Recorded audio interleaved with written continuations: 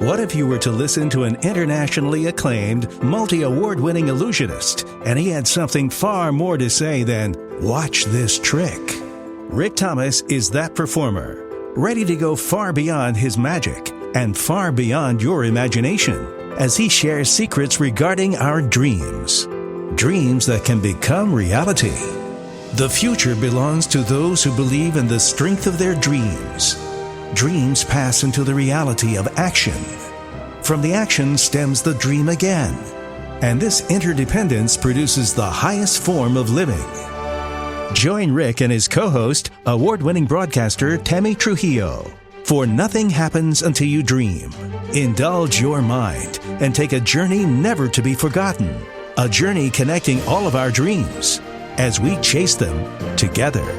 Oh, Rick, this is kind of funny now because we're starting, usually our podcast, we start with talking about your radio show, which is still kind of a real kick in the head for me to say. I love it. I brought on a fellow illusionist last week, right. Dave Hamner, and it was funny because I call him my dear friend, which he is, and arch enemy at the same time. And, he didn't know until driving in that day that I'd been on the air for at least a month. And he goes, when did you start this? You know what it is? It's kind of funny as entertainers that all of a sudden we just try to figure out what everybody else is doing, ask a couple questions. And, but he was so kind. He just said, Rick, this is it. He says, this is your swan song. You can do this. You can go in this direction as well. He says, this is awesome for you. So I got great kudos on that. And we had a lot of fun chatting about the ins and outs of the world of illusion together. Did you reveal anything? Well, no, we just spoke basically about the troubles that we have in our production. One of them that we really didn't talk a lot about, this is me crying on the microphone, which is now, of course, with the radio, my stage. Yes. And I get a cry because we have brokers in Branson. This first of the year came up to me and said, Rick, what are you doing to change your show? We need to have you do something new in your show so we can promote it. Right. And I told them at that time, well, we're adding new pieces as of June or July of this year, but it's the same as last year until then. And we just added a new Motorcycle Vanish, which is really a cool themed presentation beyond what people have seen previously. I'm excited for it, but I tried to explain, as even Dave did, and Dave, he brought it up to me and I said, Dave, I've been trying to tell everybody who's in this industry forever how difficult it is as illusionists to change their show. And his words were literally out of my mouth. He said, he says, people ask me, when are you going to change the show? And he says, well, if it's a music show in Branson, all we do is grab another hit from the radio, right? We grab a hit, we grab some chart music, we add a little choreography to it, ta-da, it cost us a couple $100 and we've changed our show. Easy. As an illusionist, our illusions, we have to create, come up with, go to other builders, figure it out. It takes months, if not years, to come up with something. And financially, it is massive. I have illusions that are upwards of 6 figures. And so when you say, oh, Rick, you need to add a new illusion to the show, you're saying, well, do you have a $250,000 you want to add to the show? So it is massive. It is challenging. We do our very best. Both Dave and I have huge shows and we have illusions that we can move around and put in and take out. But when you do have the public ask you to change the show, the frustration is how difficult it is compared to the rest of the industry. See, what you're doing by talking about that, Rick, is you're allowing people to really understand it from your world, because I think magic is probably one of the most, I don't want to say misunderstood, but I'm going to make up the word ununderstood. Misunderstood means understood incorrectly. I'm going to say ununderstood parts of the entertainment industry, because you guys are so secretive. And I understand why, because once you know how an illusion is done, it's no longer really cool to watch it, because it's like, I see, no big deal. I see, he just disappeared. It's still a big deal, don't get me wrong. But I think it's so ununderstood because it is so mysterious, because you guys are so closed mouth about it, which you have to be. So you're letting people in on what it really takes to put on a show. And I think in doing so, you're creating better appreciation, more appreciation when people come and see your show or his show or any magic show that's out there, any of the grand stage illusion shows that are out there, you're creating a better appreciation. This is important what you're doing. Thank you. Yeah. I will claim that magic is the only negative art form. That is another word to use. And I say negative because it's the only art form where you hide your talent. Right. Yeah. Nobody sees how they don't see how it's done. It is. Yeah. I had an actual, it happens every show, but I had a wonderful lady come up last night after the show and she goes, I need to apologize. I said, why? Oh my goodness. And she goes, when you made yourself and Tara fly up into the air. She goes, I looked up and my mouth she goes, I know my mouth was open. It was wide open. My eyes were wide open. And I just sat there stunned. And she goes, I could not applaud. And she goes, I apologize because the applause should have been thunderous. Oh my she goes, but goodness. I didn't know how to react. And that's the point why I say magic is a negative art form. We hide our talent. All other art forms expose their talent. Right. They show how great they are. You listen to their voice. You watch them juggle. You watch them, whatever, even a mime. It's you true. get to see them, right? But in It is magic, true. if you're really good at magic, you hide what you do. And that tells the audience how good you are. And when people come out and said, I couldn't see anything, I was amazed. And that is why you have silence in a magic production because it is a negative art form. Well, years ago, maybe 20 years ago, I took some magic lessons because I really wanted to understand how it was done. I wasn't going to ever be good enough to do anything, not even trying to go there. But I wanted to understand how it was being done because I started having a real intense interest in it. Oh my goodness. I mean, these classes were just very simple things like the bending the fork, making a coin disappear, it's stuff that you could do in your sleep and do it beautifully.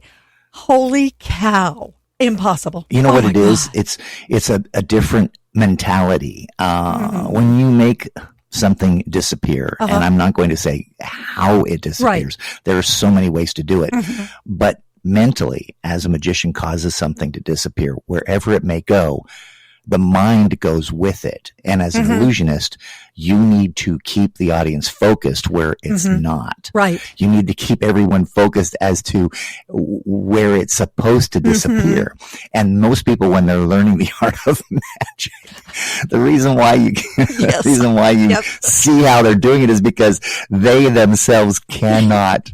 Yes. They cannot fake it. No, you follow right where it went. Because they follow where it went. Yes. And you're like, I saw where it went. Yes. No, you didn't. Yes. Pay no attention to the man behind the curtain. Exactly. I'm not looking in my lap for any reason at all. Nothing happened. Yeah, that truly was one of the harder things. Seeing the mechanics when I was taught, the mechanics made sense. I said, oh, I see. Okay, I do this. Got it. But then, to keep my mind out of it and not exactly follow the path, so to speak, was almost impossible. Well, no, not almost. It was impossible for some time. me. So the that training process is that's awesome. That's where I learned it as a child and barricaded myself in my bedroom. Yeah, you'd my have closet, to. Lived my whole life for hours secluded. and hours and hours and a mirror. And he even told me, the guy who was teaching me said you need mirrors on all sides of you so you can. Yes. Yeah. Yes, you do. I had no idea. I thought, okay, this can't be that hard. If other people do it, I can do it. I'm pretty smart. I'm pretty agile. Geez, 6 weeks later, my magic training was over and okay. That's the end of that one. At least you understand the art and there's appreciation for it. I do. And more people need to. So I think when you talk about things like you do on the show without revealing how an illusion is actually done, and like when you talked with Doug about what it takes to create an illusion, what it takes to just, to change the show up, I think people have a better appreciation. And I think that's something that's been lacking for a long time in magic, is just educating them enough. I can tell you this. I'm doing my absolute very best to make sure that the show is unique and it continues to change. And I'm very proud of what we accomplish and what we do to change the show in that way or form. In fact, I created the Mansion of Dreams for that specifically. As we traverse through the mansion from room to room, that gives me an opportunity to change out effects. Let's say we go into the kitchen. So, for example, now I take people into the kitchen in the Mansion of Dreams, and I slice somebody up into 9 pieces. Oh my goodness! In the kitchen. Now I know it sounds morbid, but in the world of magic, that's quite common. Yes, it is. No, it is. Right? It's common, and you utilize what the kitchen's all about, and that's knives and things that are sharp and that kind of thing. But it also allows me at some given point, if I so desire, to switch out what is there and still keep the kitchen or that scene and put something else in its place. That's smart. So there's segments. There's a dining room. There's a library. There's a living area. So all those things are really important to making the mansion work, and at the same time make it viable to change when needed. Well, I think something that would be a great goal of the show is to have even more magicians on and reveal what you can reveal. No way, man. They're my arch enemies. Oh, I know. You guys hate each other so terribly much. No way, woman. I know. You guys are just cutthroat. No. But we don't. And people often say, "Do you guys go out together? Do you hang out?" No, we don't. No, absolutely not. We're friends in the business. In fact, I'm leaving to perform in England coming up this next year, performing at a magic convention. It's the largest magic convention in the world. They have 2,000 or 3,000 magicians from all over Europe joined together in Blackpool, England. And I was just asked to headline and close out the convention. I don't go to magic conventions. I do not fit into the magic world. When you go to a magic convention, it is the most bizarre visual experience you will have. Yes, you will see a lot of magic, but you will see a plethora of small groups of individuals everywhere circling around each other, presenting their greatest new card trick. Oh my goodness. Or whatever. And it's just strangest. It's like a whole bunch of little boys and girls that never grew up. I love it though. And it's just, oh my goodness, it's just weird. But you know what? It's amazing. And to be called to do the presentation. Are you kidding? To be honored in that respect. They want me to bring out a version of Mansion of Dreams. Oh my goodness. And it is going to be probably one of the largest presentations they've had at the convention, because usually it's tough to get a whole bunch of magicians together and put a show together and make it too elaborate. Oh my goodness. Could you get a version of Mansion of Dreams all the way to England? Yeah, well, it's going to be we're going to send it out 2 months early in a 40-foot container. Oh my gosh. And I know how to stack well. I guess you do. There's a photo on our chapter here that we're talking about, which is My Life Washed Through Me. And I personally love this photo because you don't see what's going on around it. And in that photo on chapter 46, it shows me standing at a theater doorway, and I'm actually at the Palace Theater on Broadway, and it's the back of the theater.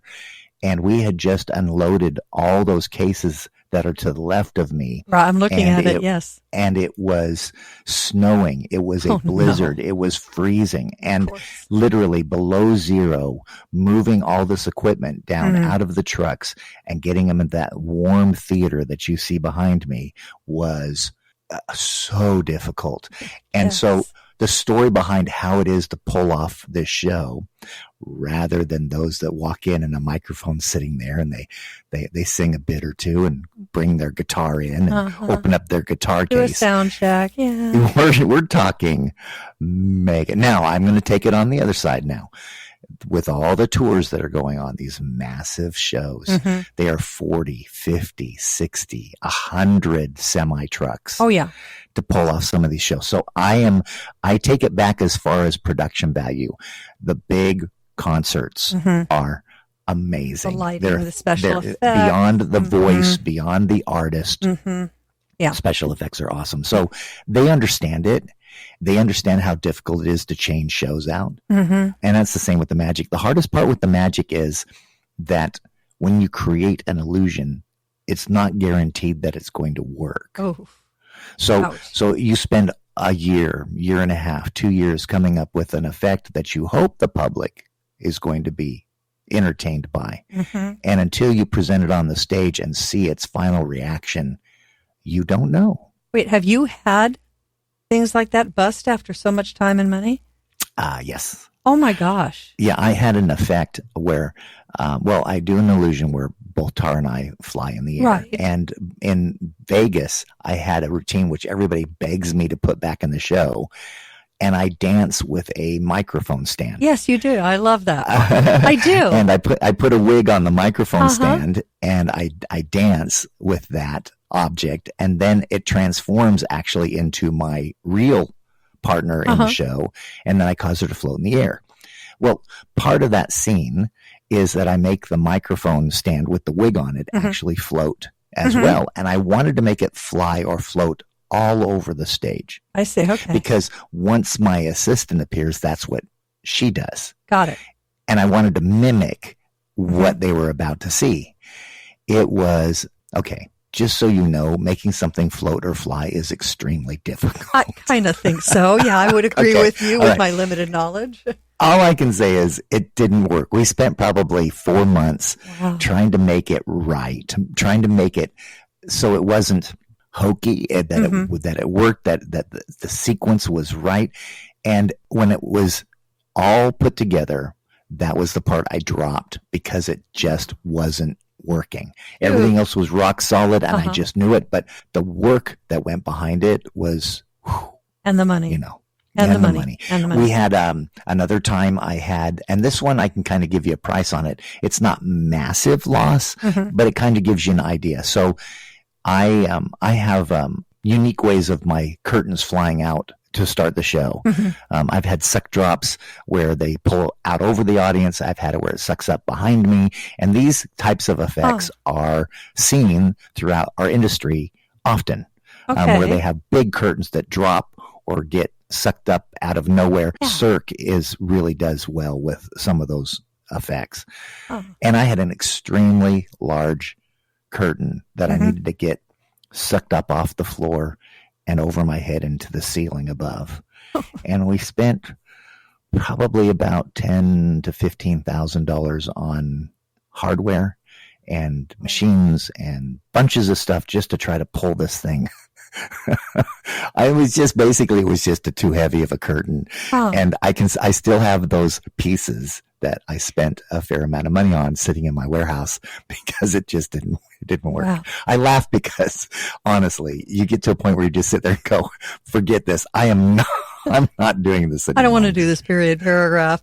Now, I see, now that's the kind of stuff, Rick, that is amazing to hear, because that means the next time I or anybody listening to the podcast goes to your show, they're going to watch what your curtains do, because those are the little things that happen, and we don't really even take note of them, kind of.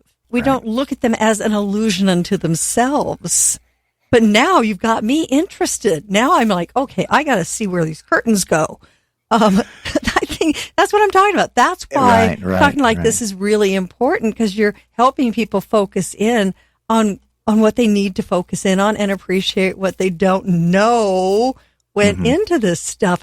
I never even thought of that, but I'm thinking of the shows I've seen and thinking, oh my God, you're right. The curtain just sucked in the floor. Wait, what happened? No, that's so cool. Yeah, a lot of technology to make it work. Lots of technology. Never even thought of that. Now, I've got to put a plug in for the book here, because you brought up that picture, and I have it on the computer right now. It is a super cool picture. It really is. And the neat thing is you get to see behind the stage, which most people have never seen the backstage. I think if you asked theater goers, concert goers, even people who watch TV, films, that probably is one of their biggest dreams, is to get backstage. Cool. In the middle of my show, I created a backstage experience, giving people the chance to walk up on the stage during the show. Look at you. An intermission, and walk around just to stand on the stage and feel what it's like. Yeah, it's something else. I remember my first time doing a concert, and I had the big Marshall stacks behind me, and it was like, whoa. This is oh my God, this is so cool. I could have wondered, I didn't even care about the show anymore. I was just going to hang out backstage. because that's where I wanted to check everything, because that's a whole nother world. You've got to get the book. The book has the pictures. We have the link to the book in the show notes for the podcast.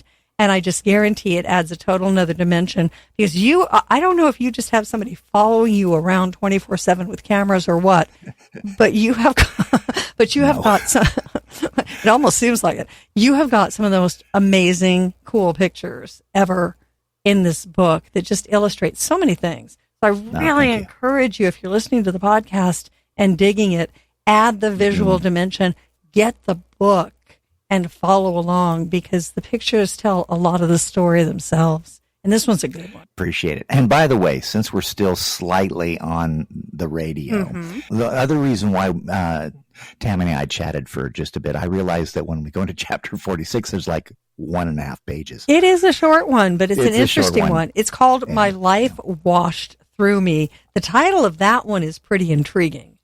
What do you mean by that title? Because that title first got me. I thought, wait a minute, were you in a hurricane or a tornado? What's going on here? What do you mean by that? When we all have a project that we've been working on, it may be a day, a week, a year, or a lifetime. And with my magic, and again, every time I talk about this over and over, people need to literally go, man, that's me, or I can relate. That's what I want you to do. These are my stories. Everybody is important, and everybody has a story to tell. And your stories and we have the same dreams. We have the same nightmares. And when I talk about it, I want you to realize that when I'm saying it, it's not about me. It's about how does that tie into your life. I spent 45 years of my life creating, presenting, and perfecting my craft, magic. And when the pandemic hit, I realized at that point, as an entertainer in the entertainment industry, that we pretty much were useless. We were absolutely useless to the rest of the world. Right, because all the shows were down, all the live performances, even the recorded, they were all gone. Survival. And you kind of feel that the show's gone, and it just like poof. I mean, as far as magic goes, it disappeared. And it was nothing like it anybody had experienced. Or expected. And I wanted magic to be the rest of my life. It is what I was, it is what I am, and it is what I believe I will be till I pass on. And I just, when all of a sudden that happened, and for a bit of time, none of us knew what was going to happen next. True. And life changed. And that's probably something that has occurred also when there are wars. Where people are trying to live their lives, and all of a sudden, as you look at the wars across the world and the destruction and the sadness and the lives lost, and also people who are they lose everything that they have, everything that they've worked for. So it was a little bit to me of what I've seen others horrifically go through. I never made that connection, but you are right. It suddenly stopped without warning and by no hand of your own. And that would be like some war just suddenly started. You didn't start it. You aren't party to it, but it just stops your life in its tracks. I hadn't thought about that, but you're right. A lot of people's lives stopped in the tracks, and we didn't know how long it would last. And a lot of things didn't come back. So, I bet you were who are still recovering. Oh, gosh, and will be for years. And it really was a war. People, as you know, and you've said, as we all have, we lost family and friends. Yes. So it was a war. It was against a little thing we couldn't see. We just still had some of our buildings still standing. And that was lucky for us. It was a war on us mentally. There are people that just can't get their act back together again. And it truly has been something that is, I keep thinking to myself, oh, it's over and there's no problem. And every week, all of a sudden they go, oh, there's a new form of this and there's more people in the hospital. Oh, yeah. So it's here to stay. It is. My gosh, honestly, not even kidding you. Just this morning, I had a news story cross my phone, which happens, that it's surging right now in California. The new strain, it's not what it was 4 years ago. It's not that deadly, but it's there. It's a new strain. It's acting differently than the other strains. It's like, oh goodness, here we go. And I think now we've kind of gotten a handle on the panic side of it. We're not panicking. We're rolling with it. In fact, I think we roll our eyes more than anything. Oh, I get to do an opinion. Maybe a little too much. Little opinion. That's Tammy's one opinion per show. Maybe just a little too much. But, we do have a handle on it. It's certainly not like it was before. It'll probably, knock wood, never get to that level again. Yes. But yeah, it is part of it. It is really part of it. But, one of the things that in this chapter that's interesting to me is, yes, you are a magician. You are an illusionist. It's been your life. You've taken it to the highest heights. You've won the awards. You've gone all over the world. You've done all of that. I think probably one of the hardest things must have been losing that fun every day. Mm-hmm. Isn't it? But I'm also experiencing it now as life moves on. I remember on cruise ships when I was in my 30s and dancers were in their 20s and even their teens. Yes. And I would, as a man of great wisdom, tell them, you better enjoy your dancing now because it's a very short-lived career. Gotcha. Mm-hmm. And I'm in a position now with my magic that there are a few generations of fabulous performers out there doing Grand Illusion, and I need to keep up with whatever's out there. And you see life changing, and mortality is in your face as you get older and age and realize how many years do you really have left. And in the 20s and 30s and even in your 40s, immortality. I mean, you Superman. You're Superman, Superwoman. It's not going to happen to me. And I see that. And I see that every day. In fact, I have a show this evening, and I will tell you my religious process when I present the show is we have a curtain up before it flies out over the audience, but I can see the audience coming in. Oh, okay. And I say to myself, it's just embedded in me and it does not stop. It just happens. It's just who I am from the day when I started performing. And I say to myself how lucky I am to have the opportunity to present one more show. And that is my moment. And sometimes I tell the audience and sometimes I don't. Sometimes I'll say, you are that very audience and I thank you for being here today.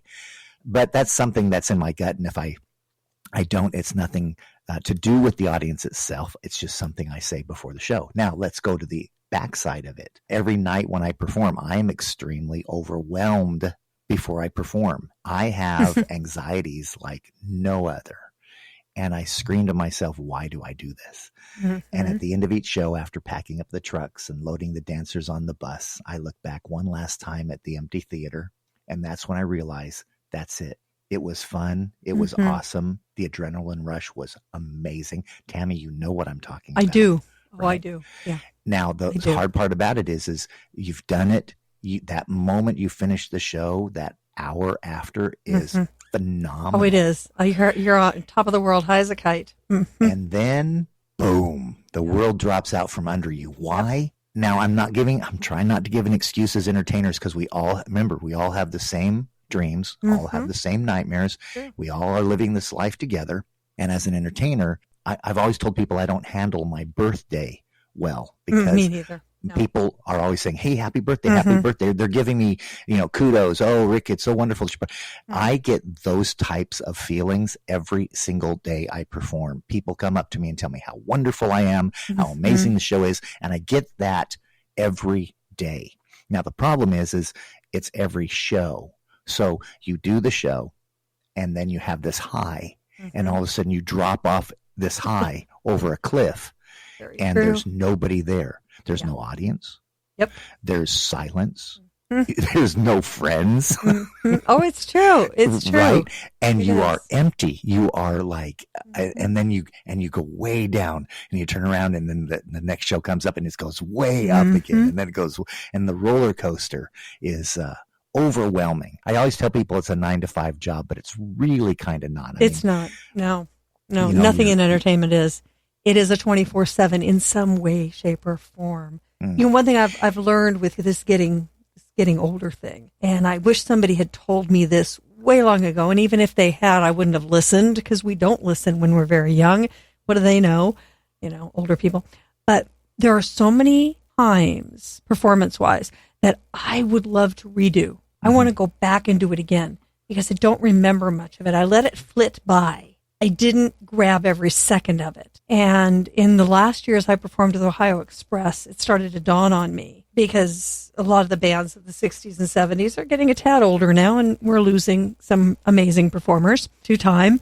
And I realized you better, every time you go out on stage with Ohio Express, you better remember every second, every emotion, every feeling, every smell, that face in the audience, the guy you pointed at, the guy who pointed at you, every silly mistake that happened on stage where you looked across stage at your keyboard player and went, shoot, because you've got to document it in your head every second. Don't let it roll by. Don't say, I'll remember the next one. There may not be a next one, folks. That's why I say how lucky I am to at least present this show. Yep. I would give anything. I know Tim from Ohio Express does listen to our podcast. Hello, Tim. I know he does. I would give anything to do one more show with Ohio Express. I would.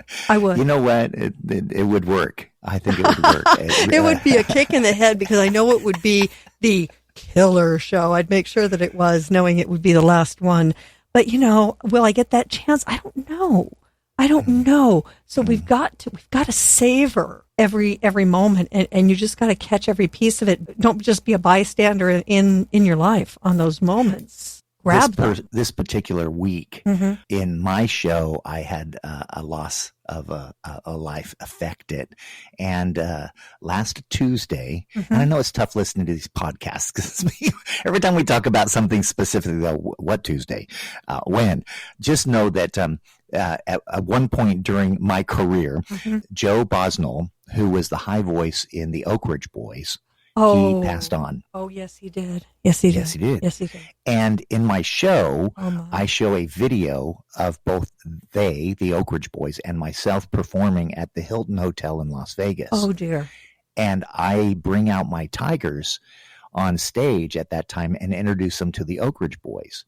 And Joe and I have banter between ourselves regarding the Tigers, and then of course doing some magical effects, and it affects me because it's a video that's played every show. Ooh. And it will stay in the show. Good. And it is part of the show. Good. But it's been a week where I at least get to tell the audience something beyond my Tigers, that there was something else in the show to watch, and that was Joe. It's such a blessing that we have video of these people. We have audio recordings of singers. I hear some of my friends when I'm driving in the car on the radio, and they're not here anymore. And sometimes it's very hard to hear the song because it just conjures up right now it's conjuring up the emotion in me, and I'm not even thinking of anybody specific, but you just feel like, oh my God, they're alive again. They're here. And sometimes it's like, I'll turn them off because it's maybe just a tad too much, but thank gosh they're there. Because we do get to enjoy these people over and over and over again, even though they're gone. But, boy, that would be a rough one for you, at least for the first quite a few times. Right. Yeah. But how important it is for all of us to embrace what the world gives us now. 100 years ago, even less than that, people had outhouses. We didn't have indoor plumbing. Right, indeed. No air conditioning, no ice to put in your drinks, no cars. No, and you look at old photos of like New York before we had the cars, and everybody was in their horse-drawn carriages. And if you really look close at those pictures, you're going to realize that it was an extremely things were a lot dirtier than they are today. Let's just say the horses left things behind, perhaps, if you want to. I try to point that out because for the hundreds and thousands of years that have gone and the billions of people that have been on this earth, this last few years and what we're enjoying in life, what this generation, what my generation, I mean, I watched the invention of the computer. Oh, me too. Of cell phones. Yep. And we have a generation now that takes it for granted. But I'm telling you, with regards to the world that came before us, we are living in the most amazing times ever. And if you're taking it for granted, I am so sorry for you because you're so lucky to enjoy what's going on now. And you're talking about video. I also have thought often about history. And when all of us go to college and high school and we have to take history classes, for the amount of people that have come and gone, very few of us ever really make it into the history books. Very true. Very few. Yeah. And the history that we share is minuscule to what has really gone on in this world before us. Yeah, they came and left, and that was that. Yeah, and not everybody can be a Napoleon Bonaparte or the first king of England or whatever. So they're very lucky that they made it into the history books, but there's so much to tell. And that's why I scream to people that everybody's important. Share your story with the world. Somebody's going to listen. Somebody needs to listen because you're important, because you mean something to this world. And there's so many people that come and go and often leave this life feeling unwanted, unloved, or not needed. So get out there and get on the stage. Stop sitting in the audience. Get out there and stand on that stage and yell and scream as loud as you possibly can. I'm important and these are my stories. Yeah, indeed. And tell other people they're important. We need to hear it from other people. And too often nowadays, there's kind of a climate where, can't say you look real good today. That's kind of, ooh, you said something else in there. No, you didn't. Compliment people. Tell them they did a great job. Tell them you appreciate them being there. We need to do so much more of that and not go with that. Well, they know that's how I feel. No, they don't. No, they don't. I'm here to say they don't. I have a wife who tells me that. You do not tell me enough that you love me. So Tara out there on this particular podcast, if you ever listen to it, you are deeply loved. Tammy, also, as you are fully aware, the moment that you present your last performance, that's as good as it gets. Oh, yeah. I'm going to say it in a different way.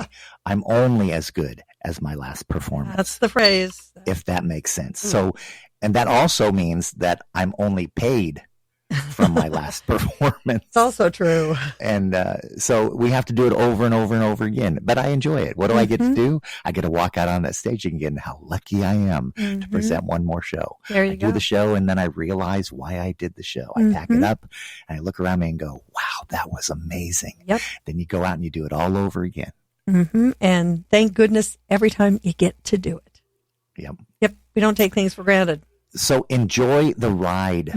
Please do not think that there is anything special at the end of the rainbow. There is not. I know that the dreams can come true, but there are so many people who have so many different ways they live their life. And whether you're rich or poor, or you esteemed in some position, we all have the same emotions. We all have the same feelings. And that doesn't bring your true happiness. I know that it's great to have your bills paid. And that's one part that you don't have to worry about if you're wealthy, that kind of thing. But in reality, you can't take it with you. And I just say, enjoy the ride. Enjoy the new pair of tennis shoes that you have. Indeed. Or the purse that you're able to buy. Really? And it doesn't have to be something magnificent, but there's just the little things in life that should make you happy. Right now, that's me. I'm like into tennis shoes right now. Oh, are you? I have 2 or 3 different pairs. You're into dolls. Yes. Antique dolls. You betcha. And have you gotten any recently? You know what? I haven't. I've had to slow down because I've been doing more practical things like putting in flooring in my house. So we have brand new hardwood floors in the studio and the living room, which I walk through the house and when I walk in the studio now and I'm like, I really do. I take a pause. It's been about 2 weeks since they went in. I take a pause and I go, they look so good. I enjoy them. I enjoy them. Enjoy the moment. I do. I enjoy them for a couple minutes just going, they look so good. So I've had to funnel my money that way, but I do have my eye on 1 or 2. And I'm going to swing back into that. I just needed to do a little bit more practical things with the cash for the moment. But tennis shoes, huh? We all do. Yeah. I'm interested in these tennis shoes. Well, a couple of them I've actually bid on. Oh my goodness. So we're getting just serious tennis shoes here. That you're buying. These are tennis shoes that are out there. Oh my. Trust me, I'm not a person to buy the ones that are $1,000, $2,000, $10,000 or $100,000 for a shoe. But are these intended to wear or are we putting them on a shelf? Oh no, they're intended to wear. Okay, good. Okay. They're not in the show. These are just normal wearing shoes, and they're not going to go on some shelf. And this is my shoe shelf. Okay, No, they're not no. decorations or actual footwear that we're going to wear. No, that would be horrific for me. Enjoy the moment. And I have lived my life in that way before. Mm-hmm. I have purchased things even when I was in my youth. It sounds so crazy. I had stickers. Stickers were a big thing when I was a little boy in the 70s. Yeah, they were. And you'd get these oil stickers or race car stickers or whatever. And I'd pile them up and put them in my drawer, and I would never stick them on anything. And I'm thinking to myself, saving. I really should have stuck them all over my furniture and my bed and my yeah. And I didn't want to because I didn't want to lose. And I thought, man, I really didn't. But we've all done that. We've done. I've got things that I've purchased and not used because they're really cool, and I don't want to use them up. Yeah. But then they're in a drawer, and what good are they? It'd be more fun to use them up and enjoy them for a year than to have them 20 years in the drawer where you never see them or use them. Yeah, I think we all do things like that. It doesn't make sense when we look back on it, but it makes sense at the moment. And we didn't stick it on something. Right. So stick your stuff. Stick it, man. Stick stuff. Stick it. Yeah, stick it somewhere. Make sure that you're using it. Make sure you enjoy it. Thank you for an amazing day. It's been a lot of fun. It's been a real lot of fun. I do want to bring up one thing before we close the podcast because it's important. And, all the things we're talking about, we think about our future. And that's a lot of what we talked about in this episode.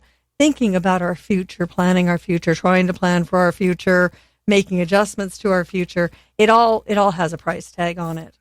And the economy is tricky. Like I said, I had to choose between my collection and my floors. And the flooring. And for once, the adult side of me came out and we got the floors. I didn't do the less mature thing and get what I wanted. Got my floors. Like my floors. But it all costs money. And our money is hard to get. It's hard to hang on to. Hang on to. Yeah. You have got a plan, and it's something you are so willing to share. I do. And that's basically precious metals. If you don't hold it, you don't own it. In fact, what's fascinating about it is once you own it, it is kind of bizarre. It sits there and you do nothing with it. It collects dust and it just sits there. And you're like, well, why are you having gold and silver? Because it's my insurance policy. Well, there you go. It's the one thing that you don't spend. Once you have it, you don't want to spend it. You kind of hold on to it. And when you need to spend it, when you need to find a way to sell it to protect you and your family, there'll be a way to do so. And there is right now. And it's not that difficult. I know what to buy. I know where to buy it. I know how to buy it. I know how to sell it. And those are the things I share if somebody wants to chat with me. Easy to make this happen. You go to mansionofdreams.net/wealth. We have that in the show notes in case you didn't jot it down. No big deal. It's in the show notes. Mansionofdreams.net/wealth. Real short form. You fill it out. Rick will give you a phone call at some point. And he'll explain this. This is one secret he will reveal. Okay. Don't ask him anything about the show. He's not going to tell anything. You. He won't tell you anything else. No. None whatsoever. Just this. Rick, talk to me about some gold. He will give you that information and see if it's something that'll work for you or not. But don't ask about any of the illusions. Trust me, he won't tell you a darn thing. Not a thing. Don't lose sleep over it. Tammy, have an awesome week. You too. And believe it or not, people, we'll be back next week with another podcast as well. Don't miss Saturday's radio show either. It's going to be a good one. That's it. Saturdays, 10 a.m. to 1 p.m. That is Central Time. And that is 100.1 KOMC FM.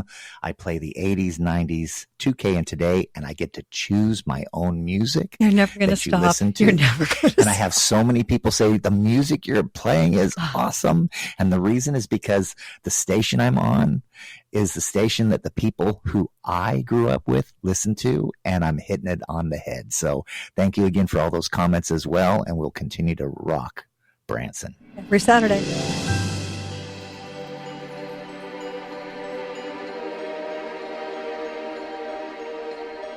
Thanks for joining us this week on Nothing Happens Until You Dream, starring Rick Thomas and featuring Tammy Trujillo, and is based on Rick Thomas's best-selling book, The Tiger Whisker, available on rickthomas.com. We hope you enjoyed this episode. We'd love for you to subscribe and leave us a review wherever you get your podcasts. And check us out on Patreon for exclusive members-only content. Stay up to date with Rick and Tammy at nothinghappensUntilYouDream.com. Remember, you must follow your dreams, not only for yourself, but for the rest of our future. We'll see you on the next episode.